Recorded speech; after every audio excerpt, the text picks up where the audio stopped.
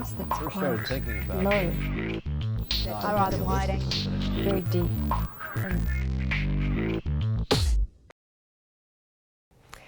Bikram came as an international student from Nepal, and he was studying the 2-year advanced diploma of tourism course at the Hills College in Bikram Hills.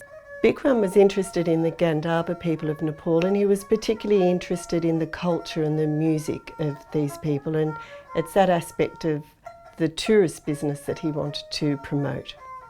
My idea of learning tourism was to actually promote this tradition of music in our areas. Bikram told us that because he had lived with the Gandhara people and was concerned about their culture in Nepal, that on completing his course in Sydney that he'd go back to Nepal and work with the Gandhara people to promote their culture.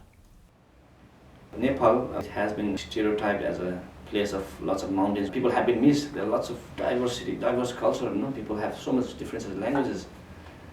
And by using tourism, I think we can not only survive those culture, generate income for the people and communities who are within that tradition. So a sarangi is a bowed string instrument.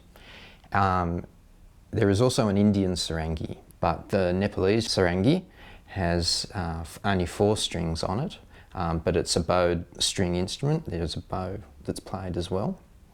And they're made in Nepal by the Gandhara people, used all around the country. As Bikram was coming towards the end of his studies in Australia, he sent me an email, and this is what it said. This instrument has a lot of love and kindness from the Gandharas with whom I lived for a few months. Before leaving Australia, I would like to donate the instrument to TAFE or any Australian public museum as a symbol of friendship between the people of Australia and Nepal.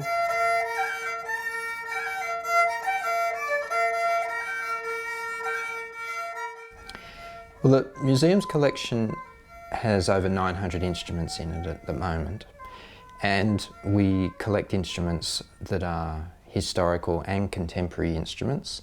And apart from having a lot of instruments that are related to a European tradition, we also collect instruments from different cultures from around the world. We didn't have any other Nepalese instruments represented in the collection, and this one in particular, because it had such a strong Australian connection with Bikram having been a student in Sydney, it seemed like a good thing, a good story to be able to tell about this instrument. Well, the sarangi's playing technique is quite different to a violin.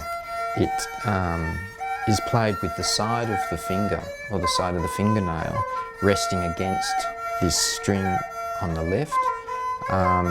And also your fingers are sometimes put on top of the other strings to sound notes. Rather than pressing them down against a fingerboard, they're just gently resting on top or at the side of the string to sound the notes. But this one is like you don't press it.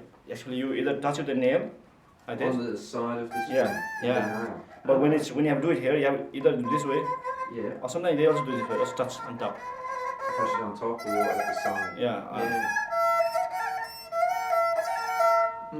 So that's one of the unique features, I think, and that's why it generates a different kind of sound in tone, I think. Yeah. Another technique that Bikram told us about was a rhythmic technique, which is based on the drum rhythms that people play in Nepal. So it's a more percussive technique where the player plucks the string, the outer strings usually, I think, on either side of the instrument to give a more rhythmic sound. And this is our Nepali beat. They have this round kind of drum, tak, ding, ding. Oh, okay. Tak, ding, ding. That's what they do. And we have that two-faced drum, marble. Ding, ding, ding, ding, ding. That's what I was trying to do here. Oh, yeah. That's it. Yeah. The technique, this percussive technique that Bikram told us about, is the idea comes from the rhythm of drums that are used in the same music. And those rhythms that are set up are imitated on the Sarangi by the player, as well as playing the melody. So there's a number of differences, as I mentioned, with the tuning, for example, that differs from a European style violin, but another one is that it is played in this upright kind of position rather than under the chin or on the shoulder.